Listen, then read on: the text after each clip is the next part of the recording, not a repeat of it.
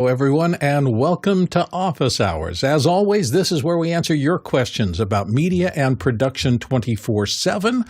If you're watching on YouTube, you can enter your questions by using this QR code or simply by going to askofficehours.global. It is Thursday, which is our video day typically, and we have a great second-hour interview with Hollywood director and cinematographer Michael Coleman today, whose credit list is too long for me to go over, but it'll be fascinating. You won't want to miss it. That's coming up in our second hour, but right now, it is time for your questions, which means we'll dive in. Alexander, what do we have on our list today? First question this morning is from Marielle Jusha Miera in Wablo. It's been said that this show sometimes has more people listening to it than seeing it online, but other times, like today, more people watching than listening. How would you design a system with these things in mind to help make the show actually sound good? And that's from the QR code. Alex, dive in. We primarily focus on the audio. And we find that the audio makes the video better, the audio makes the audio better, the audio makes everything better. So, when we stack up our, what we do is we make sure that we're using generally radio quality mics.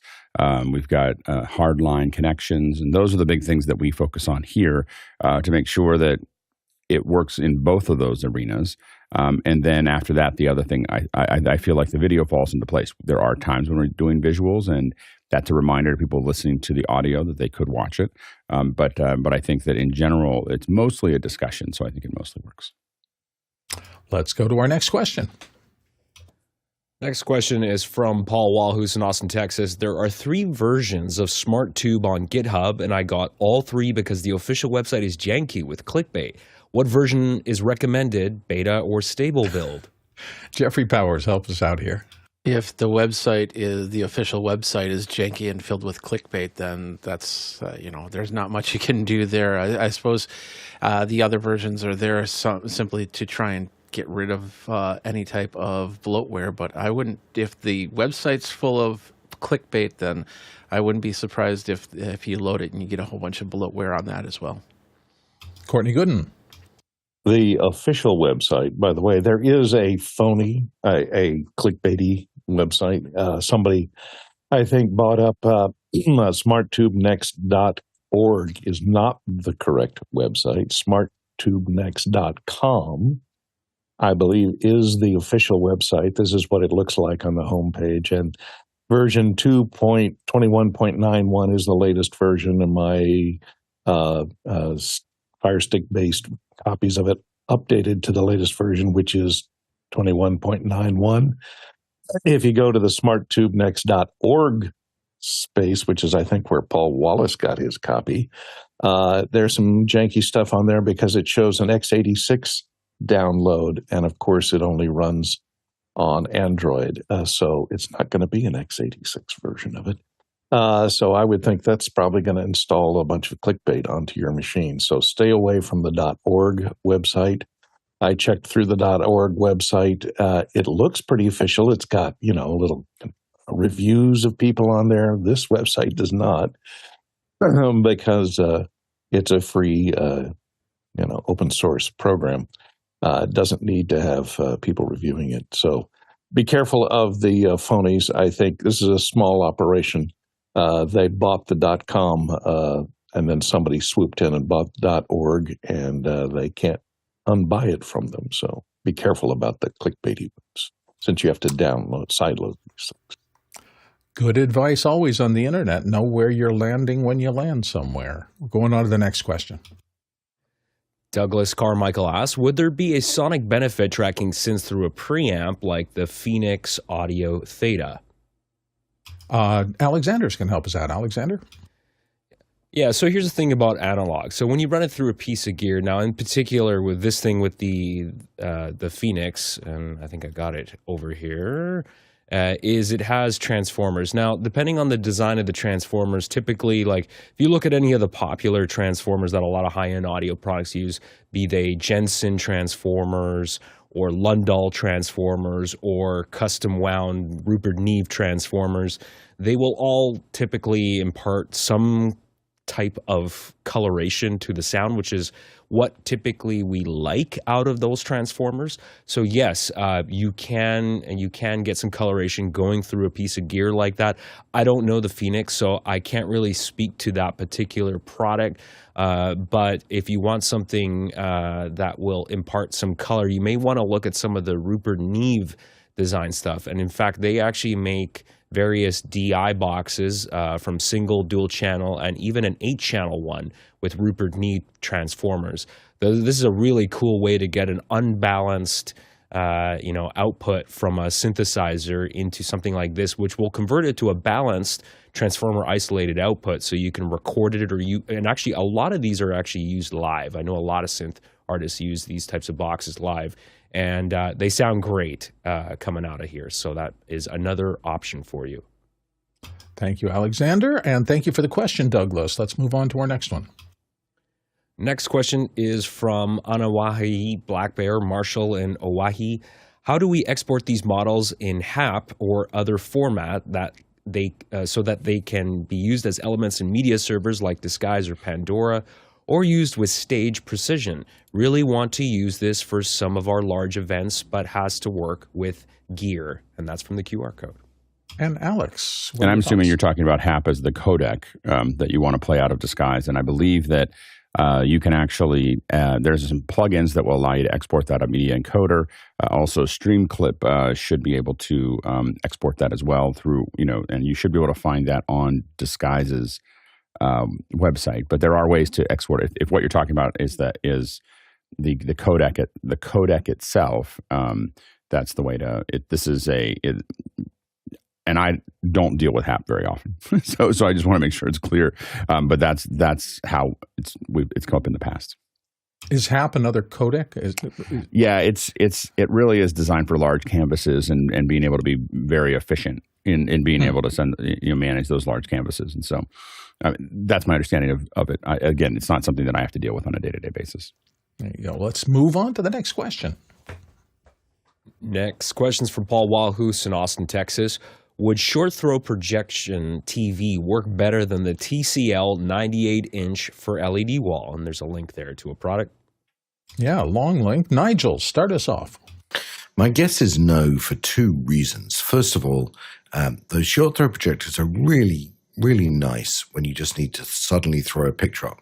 But you got to ask yourself, what are you projecting it onto? If you're just projecting it onto your wall, then that's not going to give you the same quality images as projecting onto a proper screen, proper home theater screen. But either way, I don't see that working well as an LED wall. And I think the second problem is if you're going to light the person in front of it, you're probably going to blow out what you're projecting anyway. Courtney Gooden.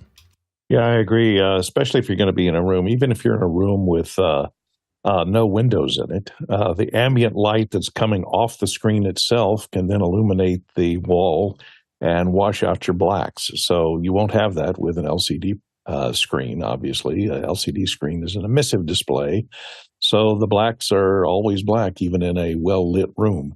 So that would be the best way to go. It would look a lot better if you're going to be about the same size. The only reason to go to a projection would be to get something bigger than you can get with an LCD like that 98-inch TCL. Alex. If you are using this as a background, you absolutely want to use a monitor. And if 98 isn't working, then there's something wrong with how you're setting up. So if I would definitely say that a 98, I mean, we've done this with 75s and 85s have been luxurious and 98 is plenty. If you're using it as a background, if you're watching it, well, 98 would be great too. But I would definitely, I mean, projection is really not a great solution for many things unless you're going to spend the money to have it be great. And it's really good for viewing. It is not good for backgrounds. I can just tell you it is very, very hard to deal with. So you definitely, if you're using this as a background, you'd absolutely want to use a monitor. Hopefully, Paul, that helped you out. Let's go to the next question. Next question is from Douglas Carmichael. Do you think we'll ever see audio-video equipment manufacturers natively supporting IPv6? Jeffrey Powers has an opinion. Jeffrey?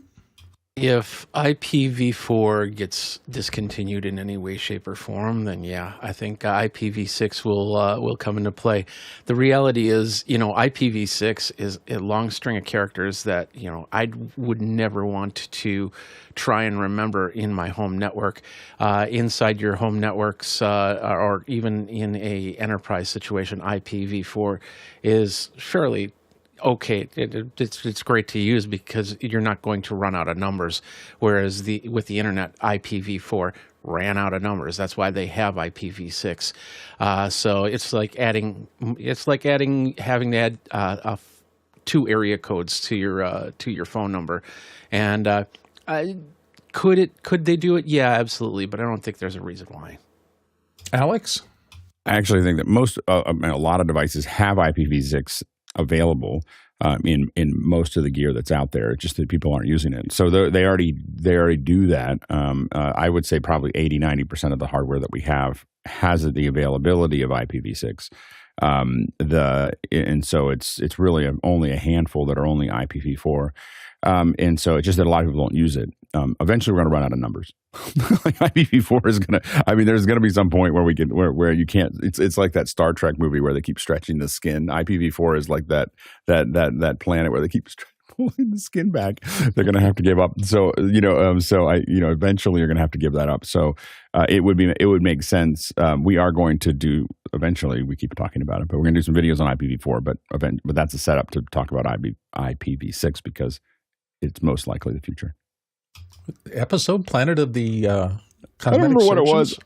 No. There was a Star Trek. I don't remember what it was called. I think it was a movie. Star Trek. Maybe you're thinking of Brazil. Which Insurrection, Star Trek Insurrection, where they kept on there was one community. They both.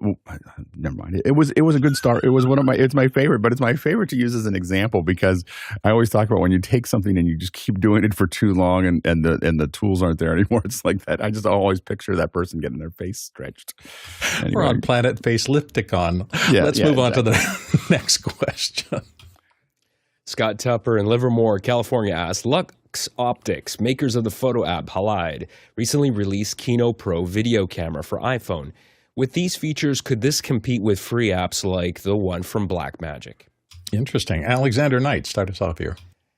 I took a quick look at this. I think that I haven't used this app, so I can't really comment because I haven't compared it to the Blackmagic app. But I will say that I think competing with Blackmagic is going to be increasingly more difficult as time goes by because the sheer amount of development resources that they're throwing at this app. And now keep in mind, Blackmagic is a free app. Now, a lot of people have moved from a lot of subscription-based apps like Filmic Pro, and it gives you everything that you could possibly want, including the ability to load LUTs on it. Of course, Blackmagic cloud integration as well, so it'll create proxies. So it is an excellent app. Now, in comparison to this, it looks like this particular app has a lot of the features, including the ability to load LUTs. The one interesting thing that stood out to me was ND filters, and I'm not 100% clear, but it seems to me like it has some kind of digital ND filter that can be applied to the video.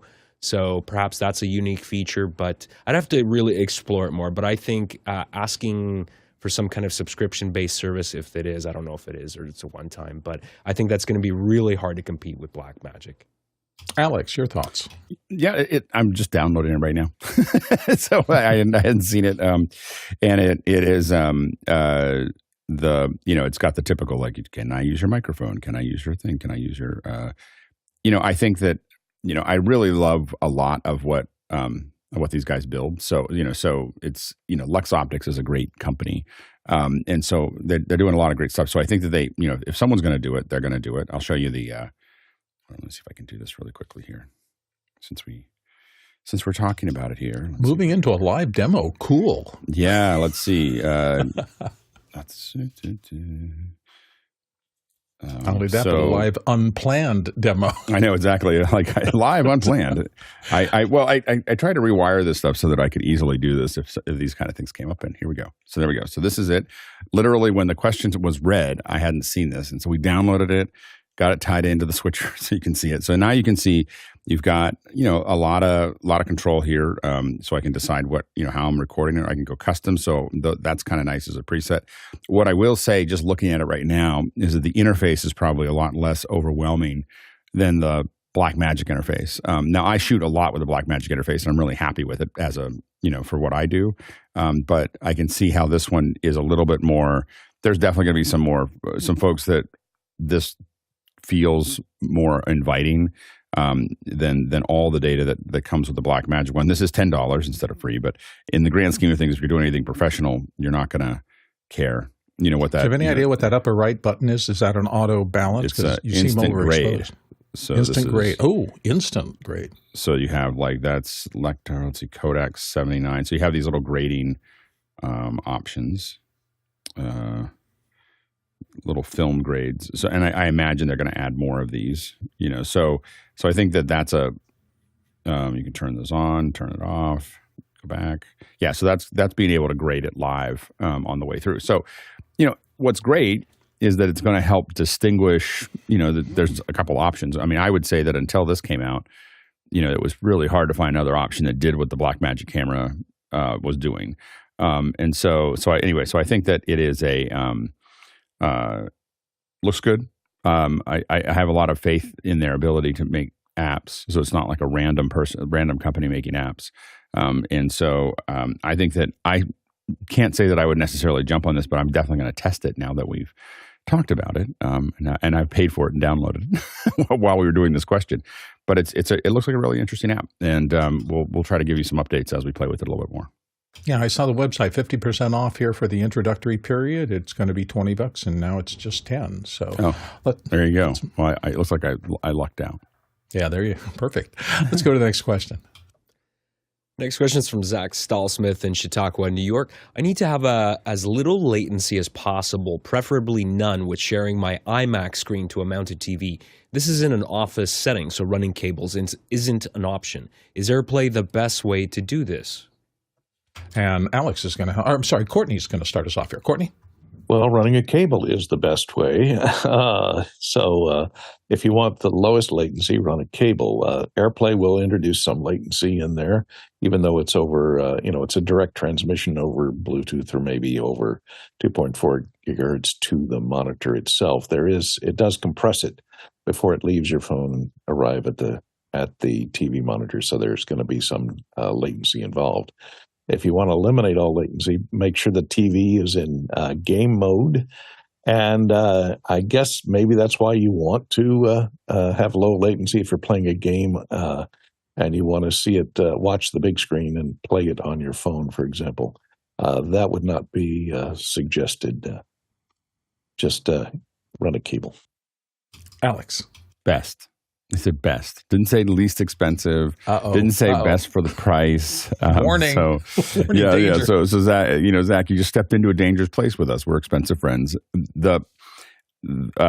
Mickey suggested what I was going to suggest, which is the Teradek Ranger or the Vislink MVP. These are very high quality.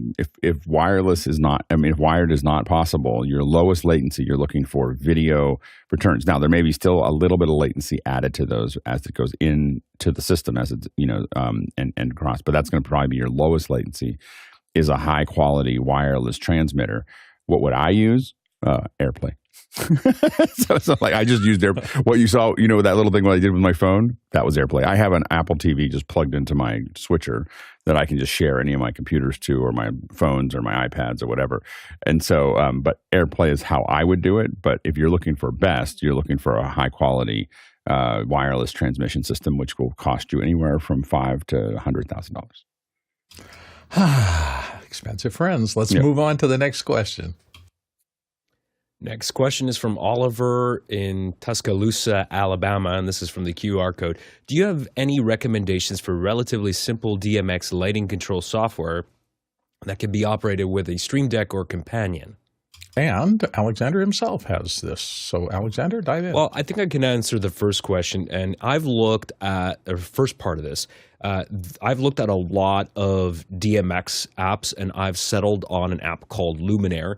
And just mainly because it is so well designed and so intuitive and so well supported, the They're constantly adding support for new fixtures all the time. They have something called Fixture Cloud, so just anytime something new comes out, it just auto-populates all the latest updates. And that's why I'm using it. This is what it looks like. It is supported on tablet. It's also available on Mac as well. And I have looked into support for BitFocus Companion and using it on a Stream Deck, and I haven't come across a way to do that just yet. But I just find that the app is so good on mobile devices that, just use a tablet or a mobile phone, just because it works so well. I think for controlling lights, I personally would probably find it a little clunky with the general feel of the Stream Deck buttons, but there may be a way. I just haven't really done a deep dive on that yet. Alex. And Mickey suggested QLab, and QLab would be very powerful if you are looking for something that is going to integrate with your companion and can send out all the DMX controls. QLab may be one to look at as well. And David Brady suggests Veezer, which is also from the makers of MIDI. MIDI. There you go. And it's not MIDI, M-I-D-I, but M-I-T-T-I, MIDI. Yeah, that would confuse people. I would go looking for the wrong thing. Exactly. And don't forget, this show is always run by your questions. So if you haven't put a question in, it's a good day too. You can use the QR code that pops up occasionally here through the course of the show, or you can go to askofficehours.global. And if you do that, the people in Mukana who are watching the show through that can vote the questions up and down. And we highly encourage you to help us program the show by doing that. Let's go to the next question. Next question comes from Paul Walhus in Austin, Texas. 512 audio is an appealing mic for $49. Sabato got one. Good pick. $49. Jeffrey Powers, what do you think? I don't see a $49 price tag anywhere. I saw $149. But it's a microphone that looks like an RE20 that's supposed to compete with the Rode microphones and save you like $300. Sounds pretty decent for a microphone if you're just setting up on the cheap. It's a pretty decent microphone. Nigel. Yeah, same thing as Jeffrey. I didn't find one of that price. I'm very concerned about a microphone that costs $59 sounding like one that costs $350 or something. But 512 is named after the city that I live in, so I'm happy to meet them on Congress. I'll have a red carnation in my lapel and put one in the newspaper, and I'm happy to test it for you. There you go. I've got a parrot on my shirt, and I'm carrying never mind. Let's go. Courtney Gooden. Yeah, 512 is the area code of Austin, Texas. 512 Audio is an offshoot of Warm Audio that they split off. This microphone looks kind of like they're going after the Heil. It's an end-address dynamic microphone with a fairly large diaphragm. It does have a low frequency roll off on it, so it is completely passive. Doesn't require 48 volt phantom since it is dynamic. And if we get down here to the specs, has a built-in pop filter, custom tune for voice. The person who reviewed it here in this review on Forbes said it sounds very smooth. It has a frequency range of 50 to 15 kilohertz, and has a 100 hertz low frequency roll off for a high pass filter. Maximum SPL of 138, so you're not likely to scream loud enough to distort it. And it's 600 ohms impedance, so it would work well with any microphone, low impedance microphone mixer who takes regular dynamic microphones. I don't have one, but maybe we could get Chris Sabato in here to give his review. Yeah, if he's had it for a while, he'll know what it sounds like. Alexander, not yet, I thought. Anything is going to be better than the built-in microphone on your laptop, or if you're using earbuds that have a built-in microphone. From the limited samples I've heard of this mic, I am not impressed. It sounds to me very dull sounding.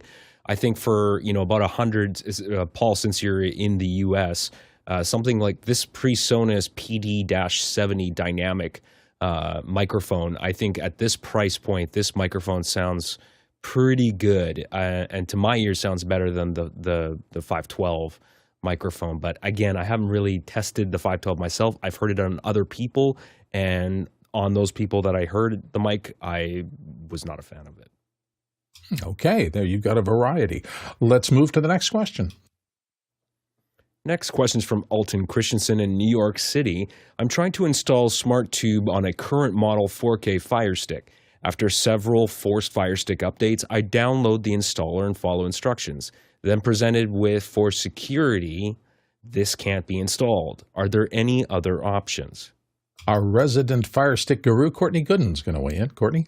Well, I haven't seen this on any of my Fire Sticks yet that have had a forced Fire Stick update. Maybe they're locking down on side loading, but I don't think so. You have to use Downloader, which is a freely available app on the App Store for the Fire Stick, in order to sideload this application. Make sure that you got it from the official website. Once again, we showed it earlier. This is what the official website looks like. Download stable right there. And 21.91 is the current version. So if you got it from someplace else, it could have malware attached to it or some kind of tracking stuff attached to it. So be careful.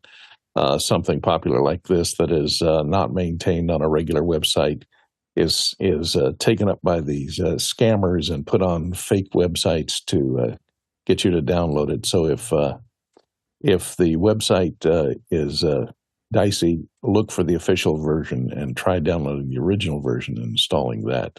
That might be best way. And on that on the website itself, it shows you how to install on Firestick right here. So just follow the instructions on that, and hopefully you'll have better luck with the correct version. Alton, if you continue to have problems, come back and ask again. But hopefully some of these suggestions will get you where you need to go. Let's go to our next question. Fred Parr in Kent, Washington asks, I just saw this new data transmitter from Sony.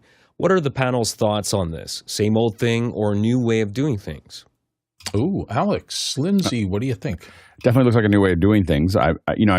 Exactly how to use it is still something that is something I gotta dig into. Like so this is basically what you have here. This little monitor here, and this is about $1,100, and it is a monitor, but it also it's designed to use 5G and millimeter wave, as well as a lot of other ways to transmit from your camera, and it is priced and kind of positioned as you can see, and also you can send photos. So for being able to connect to larger networks, this has been the dream of 5G since before anybody had heard of it.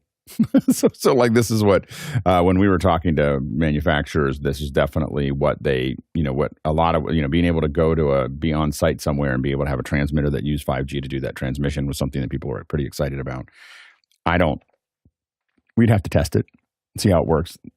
I don't have any problem. I think that the hardware probably works great. It's made by Sony. It's got a lot of great specs. My big problem is, where will the 5G work? That's and no, it's got others. It supports other protocols as well that are more local. So there's lots of other things you could use for it. But if you're looking at using this as a transmission out of a location, I'd have to see if it would work and where would it work. I think 5G has largely been has not panned out. So anyway, I think that's the issue. But it is a really interesting looking product. It looks like, to me, it looks like they're taking the cell phone form factor and turning it into a specific product that uses 5G as an I/O device for whatever device you're attaching it to upload and download content. Is that my? And it can be, and they're talking about it. It's really designed for creators, file transfer, and live streaming for videographers. It is an HDMI input, not an SDI input, and so it is definitely designed for I think that there are some receivers that are here. So, but all of this stuff it hasn't been released yet. So all of these, like how all these things work and what they work with effectively is unknown until we actually test it. But it is the kind of product that a lot of us have wanted to see. So I think that Sony is solving a really interesting problem, and it's just a matter of seeing how well it works. Yeah, that 5G friendly thing, if you are in an area that has solid 5G millimeter wave coverage, it may turn out to be a really useful thing. But as Alex said, in my experience... Well, and there's receivers. You can be a point-to-point as well. So it doesn't have to use 5G. I'm just saying that it's toting 5G. It's really just a transmitter. I think it's going after it's adding some functionality and competing with kind of a higher end Hollyland into Teradek, but adding a lot of extra features because it's not just live video. It's file transfer, it's image transfer. So Sony's adding its own special sauce to what other people may want to use it for, and it also does the live streaming as well. So I think that it does look like it's squarely aimed at creators, and Sony has spent they solve a lot of problems for the high end with the Venice systems and a lot of their other high end. They have that kind of figured out, and all their broadcast cameras and their switchers and all those things. But Sony has made over the last 5 years incredible inroads with creators, and I'm sure that makes a lot more money. This is solving a very specific creator solution, and I think it'll be interesting for us to keep tracking it. Yeah, I wonder if during things like the convention center stuff we do, I know they're pulling in a lot of broadband 5G kind of stuff into those infrastructure setups, if eventually we might be able to use this in a... That's been the dream for a long time. It just hasn't. And I don't think this would perform better than a Vislink. I think this is for a creator who might want to stream out of it. And I think, again, what's interesting is in some of the convention centers, they do have extra infrastructure that supports 5G that might actually give you, and there's some transmission protocols and so on and so forth within 5G that allows broadcasters to use areas of the spectrum that are not supporting the phones. So you can actually get a really high bandwidth out. I just don't know if this one does that. Yeah, makes sense. Well, something to keep an eye on. Courtney has some thoughts on it. Courtney? The problem with 5G is that there's different flavors of 5G. So many problems with 5G. There's 5G, and as you can see here, it does have receivers and transmitters in the different bands. It does support the sub 600 megahertz area, which is this 5G down here. This 5G up here is a millimeter. That's like 60 gigahertz. That's way up there, and that band up there, which is the millimeter wave, is going to be a little bit hard to use because it requires line of sight, and anything that interrupts your line of sight between you and that transmitter receiver can cause your connection to drop out. But this supports all three. It supports dual SIMs, so it can, and the dual SIMs can support different frequency bands. So it can apparently switch from one eSIM from an eSIM to a nano SIM, which is internal in it, on the fly, supposedly, and maintain your connection. I don't know how it does that, but Sony's a pretty smart company over there in Japan, so maybe they've engineered a way out of that. And 5G might be a little better implemented in their country than it is over here. So it depends on your 5G mileage may vary. I wonder if there's a 5G millimeter wave mesh network kind of thing that could do multiple receivers. And it's a lot of interesting technology possibly coming. Nigel, dive into this. Yeah, the only net add is I noticed it's the FP1, which is a very specific naming convention, which might imply there's a 2, 3, 4, 5, 6. And I wonder whether this is the start of Sony getting into this space. And you can imagine that, they try lots of different models, Sony. And I wonder whether this is the prelude not only to a full product line down this line or meeting another product line somewhere in, but also they may consider going a cloud backend and really try and give creators some of those broader set of products. So this may be a stalking horse for a whole new product set. Interesting. Well, a lot to keep our eyes on, and we will here at Office Hours as we go to our next question. Next question is from Onur Umur in Istanbul, Turkey. Recommendations for over-the-head, single-ear, lightweight intercom headsets. Microphone must be cardioid or supercardioid. Headphone noise cancellation not needed. Has to be lightweight, and mic must sound good to be used for broadcasting, and that's from the QR code. And Courtney Gooden's going to start us off. Courtney? Well, Shure makes some really nice broadcast microphones. Most of them are cover your ear. This one, which is the BRH31M NXLR4F, that's quite a mouthful, has a lightweight earphone and a cardioid dynamic microphone, and it terminates in a nitric connector there for about $188, and it's designed for a broadcaster, so it probably gives you a pretty good response for a reasonable price, and it's very lightweight. The problem is on a lot of these lightweight headsets, they're not very durable. They tend to break or fall apart because they're made out of plastic to be lightweight and have few metal pieces in them. So beware of that. It may not be as durable as a heavier over-the-ear headphone is. Alex, your thoughts? Yeah, Mickey suggests the HMD 26 dash II or LL, and so and I've seen these. I haven't actually used them. These are pretty. This is the single muff version here that you can see here. So this is and the ones that for comms. If you're looking for comms, now I think this is a broadcast mic. But if you're looking for comms, the one that we use the most often is the ClearCom single. It's a single muff. This is the let's see if I can pull this up. This is the one you see the most as far as lightweight. I mean, in comms, not a broadcast, but in comms, the one that I see the most when someone's looking for a lightweight are these ClearCom solution, the CC28.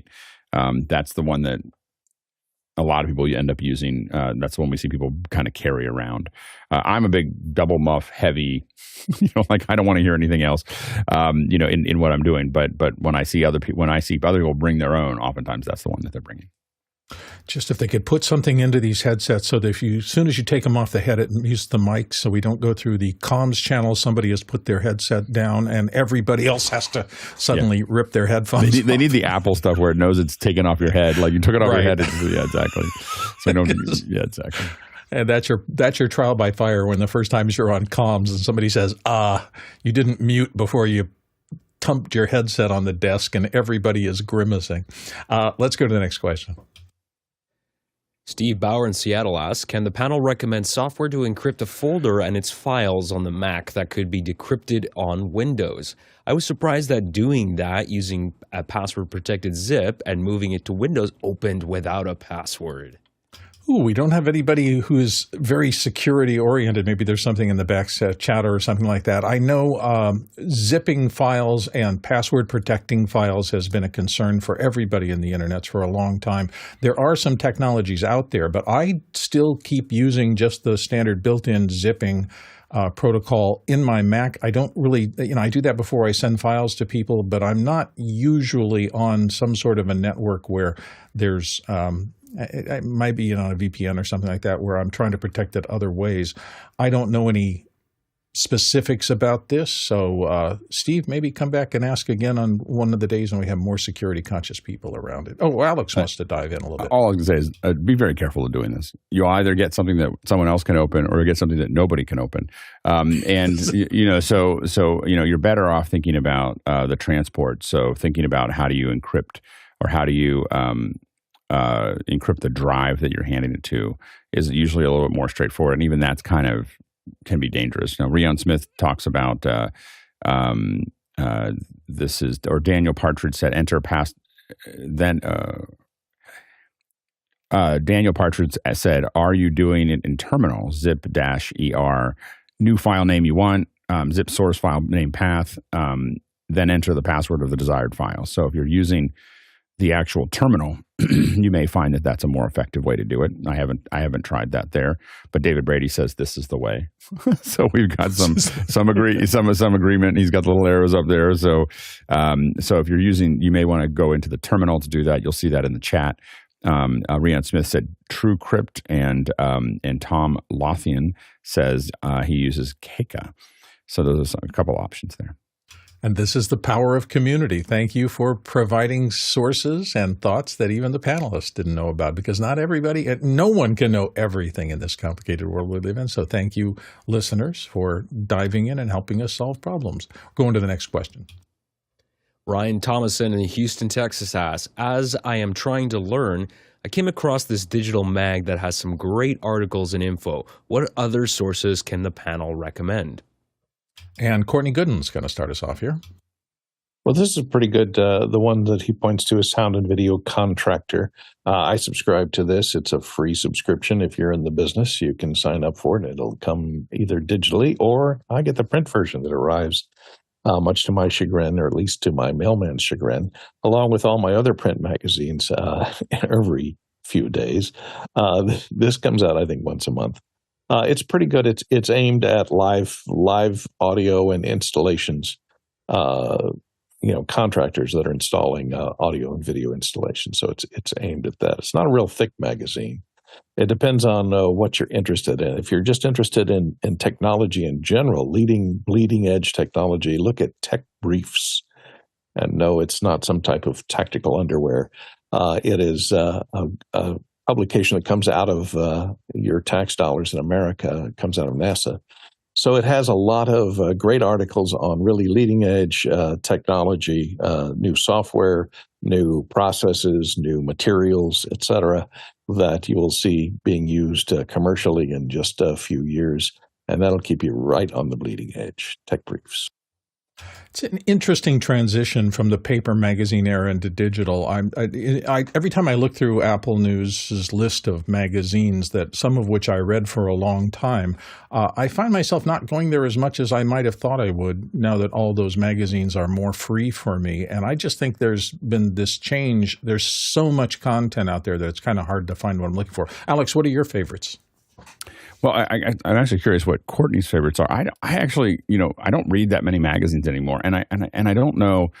I think that there's a couple. I was trying to think about it while we were answering this question about why don't I read very many magazines as much as I used to, because I used to have a stack of them like Courtney. I'd have things coming in all the time, and I'd kind of look through it. And I think that as they got thinner, they also, the quality of the content got thinner as well as the magazine. And so a lot of it feels often like it is, they just don't have the same budgets they had before to write some of these articles. And I think a lot of the articles feel like very much like just slightly glossy press releases and, some little, there's a little packaging of it. And there's not the hard kind of deep discussions that I remembered from, Mix Magazine or many of the other magazines that I read. And so I just found that, well, if I want that, I can find that on the web, and so I think that that's the hard part. I mostly, to be honest, when I get those magazines, I'm mostly looking at the ads. I know that sounds crazy, but I am looking for new products or new things that people are putting out, and it's less about the content, which I view as a kind of a long ad most of the time, and more about like, oh, what's the shiny new thing that I haven't seen, like that I should go on the web and do some research on. And so I think that that's a very odd thing that's happened for me with those magazines.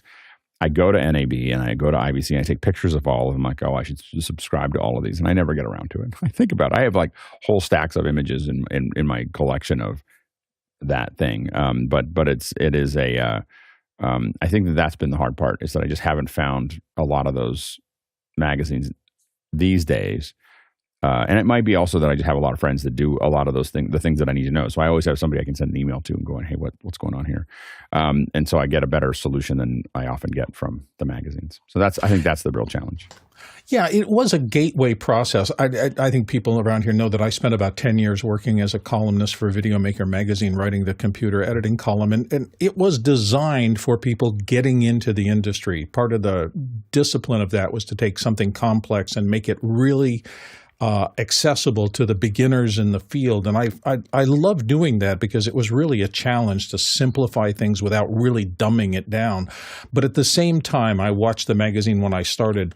My target was 1,500 words a month for my column. Then suddenly it was 1,200. Then suddenly it was 900. And the magazines, as Alex was saying, got smaller and smaller, less content. You didn't have as much time to go through depth. The other thing was fascinating is the publisher told me at one point that the life cycle of one of our readers, I spent about a decade there, was about 3 years. We would get them in at the beginning of their career. They would read the magazine religiously and subscribe for about 3 years, but then they would start to age out of the content that we were distributing, and they would be so sophisticated that they would move on to other magazines or the next level of their career. So we knew really specifically what we were trying to do. And there is so much now, just free content everywhere in terms of videos, podcasts, everything else that competes for those viewers or listeners, that it's a different era now. So I think you have to kind of move on to that. Courtney, you had some additional follow-up thoughts? Yeah, we got a little time here, so I was going to show you what the Tech Briefs magazine website looks like. And you can see from the quality of their articles, compact chip converts light into microwaves for super accurate timing, or NASA's network of small moon rovers. 5 W's of miniature brain simulators. Powering a wireless arthroscopic camera. So you can see it covers all types of electronics and technology in a variety of different fields. And you can get the printed version, or you can get that online version. And of course, it's free. And there's no advertising, or very little advertising. Why does that make me think of the Popular Science or the Popular Mechanics website, where now it's so speculative so off in the future that it's like reading some tabloid or something like that. It's fun. It's fun to speculate and imagine and get a little sci-fi in with your facts occasionally. I think that's enough on this. Let's move on to the next question. Gordon Lake from Los Angeles, California asks, I have a Pro Zoom account with HD enabled in the settings, but only getting 640 by 480 unless I add Facebook Portal to the meeting, which bumps it to 720p. Am I missing something? Ooh, we've been talking about this for years here, that sometimes those devices will actually get you a better connection. Alexander, what do you think? Well, turning Group HD on is the first step. So my question to you, Gordon, would be, have you filed a ticket to Zoom support requesting 720? Because if you don't do that, there's no way to guarantee 720. If you ask them, they will turn it on the back end, and that is a crucial step that you have to do. Yeah, I think we talked about that for a long time. At some point, the service provider is limiting the kinds of bandwidth you get on some of these accounts, and you really have to, and for that simple level, just bumping up to 720p from the standard HD or SD, that will be pretty much automatic. As you try to get beyond that to the kind of things that most of us are enjoying now, which is full HD access back and forth, it requires some convincing of them to let you do that, because let's face it, there's now hundreds of millions of users on these platforms every day, and they have to somehow pay for generating all that bandwidth and covering it. Let's go on to the next question. Gene J. Anthony in Skokie, Illinois asks, we are asked to have a big fire as part of our rally. What's the best way to do this? Should we have it on stage or in a big sectioned area in the audience? How do we use cameras and mics to get the best effects from the flames in our video and streams? And that's from the QR code. Dealing into pyro. Just remember, safety first. If you're going to do this for anything, make sure your insurance is in place, and make sure you have people who really know what they're doing. But Courtney, start us off with on-set fire. Yeah, check with your local fire department, because there might be, the fire marshal may just shut you down because there are a lot of restrictions on what you can burn and how you can burn it and how close the audience members can be to it. And you have to have controls in, the way to put out the fire instantly if you need to. A lot of big acts use pyro, which is, use propane burners that are triggered on stage, and those are fairly well. You have to get permits, I think, to use those on stage. So make sure that your permitting is done, and you should usually have a fire inspector there on site to approve the setup and the placement of the audience and so on. As far as audio and video, if you can test it beforehand, if it's going to be night, that's going to be a problem, because, fire can burn fairly bright, especially if it's gas-triggered flames that go up suddenly, like you see in a lot of these rock and roll acts that have these flame columns that burn propane and have just a release valve and an igniter. So adjust for that. And a lot of people just let it go over and just set your exposure for the people's faces that are going to be watching it, and let the fire overexpose, but maybe try and keep it from going over 100% if you're doing video. Limited, in other words. Alex? I think the thing that I would look at, beyond the safety issues, which we've already discussed, is that you may want to have cameras that are specialized for that fire. You do want to rehearse it if you can, and those cameras are probably not going to be your general purpose cameras, because they're going to be exposed for the fire. So you got to decide whether you need the environment, whether you don't. You may want to have, this is where LUT boxes could become very useful, or some version of that where you're shooting something in a very wide gamut, and then you're able to customize how it gets back to 709 and basically compress some of that footage so that you get more data. I will tell you that the most impressive thing that I have right now that captures fire is my iPhone, because it's capturing in HDR, and when it captures it, it's getting an enormous amount of data there. I'm kind of impressed with what it looks like.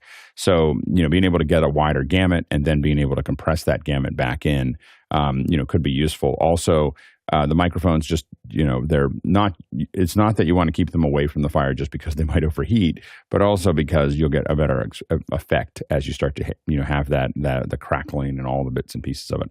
I actually shoot a lot of my fires that we build in the backyard. They're not very big, but they're enough to cook hot dogs. But I think that I think about that a lot, and I think you can shoot those flames fairly effectively. But HDR and log and other things are your friend as far as acquisition goes, and then you can figure out how to compress it back to 709. I would also just add, I 100% agree with whatever's been said here. Fires can be pretty loud. Bonfires and things like that, the crackling and snapping, depending, of course, on how the fire is generated. Is it actually burning wood, like that kind of traditional college bonfire for the homecoming game or stuff like that? Or is it being generated by some sort of compressed gas or something like that? Those jets can be very loud. I once shot an art project, and they had a jet car that had a little scramjet on the back of it. It was crazy. That thing was so loud that literally I barely got a signal with 3 30 dB pads between my dynamic microphone and the thing. So some sources of this beautiful fire can be extremely loud. So just pay attention. If you can rehearse, please do so. You'll get much better results than trying to just capture it live out there and being unprepared. So good luck with it, and let us know how it works out for you, Gene. Next question. Next question is from Gordon Lake in Los Angeles, California. If a company is setting aside a room for a Zoom setup for the CEO, what would you put in it? Ooh, this will be a discussion. Nigel, start us off. So I think you have to go back a step and say, when you say they're setting up a room for the CEO, are they setting up a studio? Are they setting up a set?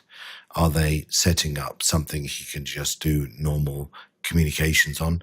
In the latter, if it's really just to make his Zoom look better for internal, then Alex, I'm sure, will give you better or as good advice as I could give about what should be in it. My advice is don't make it too far from their office, because if they have to walk for 15 minutes to get to this thing, they're not going to use it. They're going to use their laptop. So that's the first question and of course, if you're going to set this up as a set, then it will depend on the industry, and it'll depend on all sorts of things that make that set relevant to that person. Are they going to have somebody running it for them? If they're going to have somebody running it for them, it can be more sophisticated. If they're going to run it themselves, it's going to be very simple. They're not going to waste a lot of time turning on things. They need a very simple studio type press situation. So I think you have to sort of set those questions up. After that, you can then put the right technology into the need case. Alex Lindsay. Yeah, I agree with everything that Nigel said. I think that one of the things that you want to look at, the first thing is float the room. If you're building the room, if you're setting it up now, if you don't have that, and then don't float the room if it hasn't been done. But if you're building a room for somebody, the big problem you get into is external sound. You start doing stuff, and then you hear stuff coming in from the outside. The second thing is treat the room. So make sure that if you're not going to float the room, treat the room. And I say this as we've built a couple of these for folks. I agree with Nigel. It has to be right next to where they're working. So it has to be something that and the ones that I've worked on, usually the CEO has a private door from their office into the space. So they don't have to go out into the hallway. They don't have to do anything else. They just walk right into it and sit down and are able to do it. There are usually 2 modes you want to think about, and to what Nigel was talking about. One is it's prepared for self-management for smaller meetings. They'll use it all the time for meetings if it's easier than using their office. And what happens is that if you do it right, a lot of CEOs can, they care about how they look and sound. And if you make it easy enough for them to use it where it's not inconvenient, they'll use it for every meeting. So you want to be, but the key is to treat it for sound. If you treat it for sound and you build it for them, you can also do things like give them a shotgun mic, even give them a shotgun mic with a speaker. There's all kinds of ways that you can manage that if it's tuned. But that has to do with the room, not with the mics or the cameras or the speakers or anything else. It's making the room nice and soft, so that it doesn't. There's no reverb. There's no. All those things are things that make the whole thing sound better and make it easier for them to just have a shotgun mic. That's sitting right out. I have one right here. See, it looks right there. So that way they can do that if they want to. They don't have a big mic here. the shotgun mic doesn't work without the room treatment, and without all the other setups. And so you have to kind of think through that process. You want to make everything easy for them to look at. Now, one of the things that we've done in the past when we build some of these is we actually machine the controllers. And these are oftentimes Arduino controlled things, and there's a lot of things you can do with it, but we built Arduino into them and then just have an Ethernet to them to make it work. But they're machined with big pictures on, like little machined icons. Push this button to turn it on, push this button to join, and that has to work every single time. Like if it doesn't work for one meeting, they don't want to use that room again. So everything should be remote controlled with, everything should be remote controllable.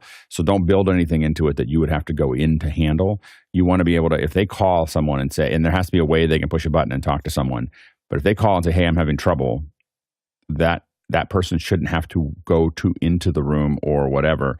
They should be able to take over every aspect of that room to make sure that it actually works.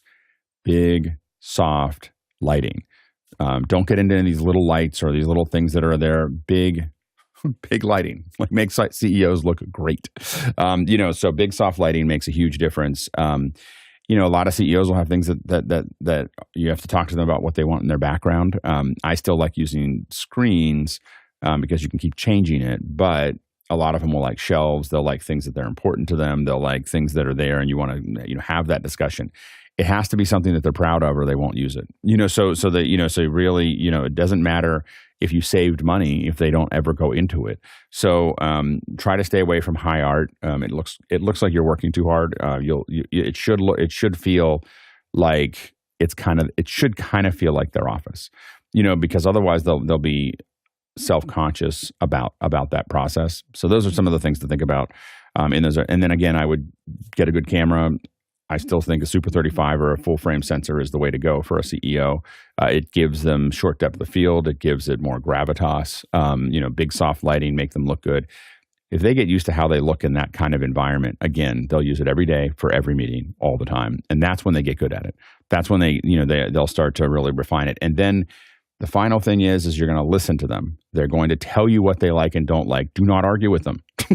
Do not tell them that that's hard or that they don't need that.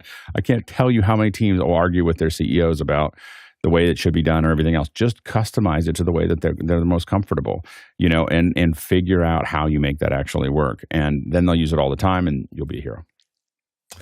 I'm not sure. We've got a next question that I was really looking forward to getting to, but it won't take very long. Okay, good. Then let's dive into it. Dive in, Alexander. We didn't have a lot of what I was saying. We didn't have a lot of questions. I thought, this will be a good day to show this, and then we got a lot of questions. And so, but what I'll just show you a little bit of this as a preview because I'm going to be doing some tests. If you have an Apple Vision Pro, you can reach me in Discord today.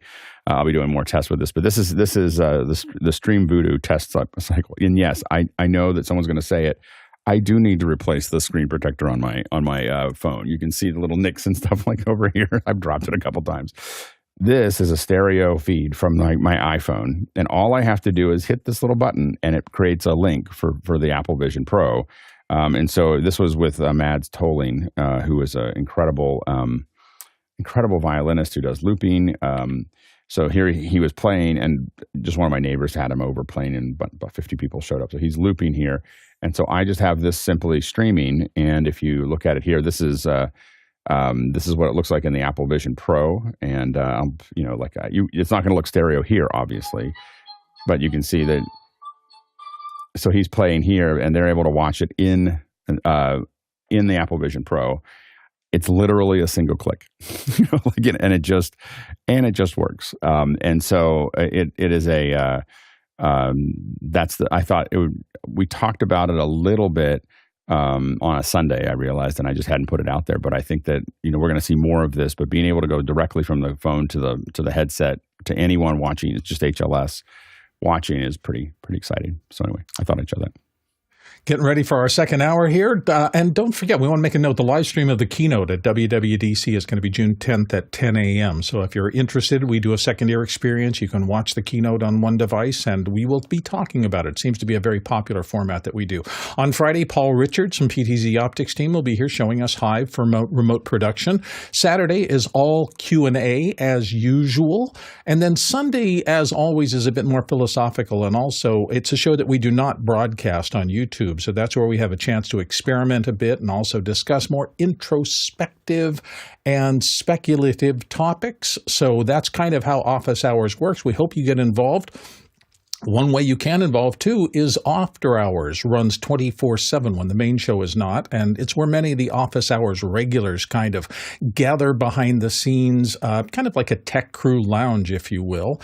And it's fabulous because we talk about topics and solve direct problems. So if you have issues and things that you're having difficulty with, do stop by After Hours. You can find the links through the regular show entry kind of portal, so go follow the QR code when it comes up, and you'll eventually get into the system.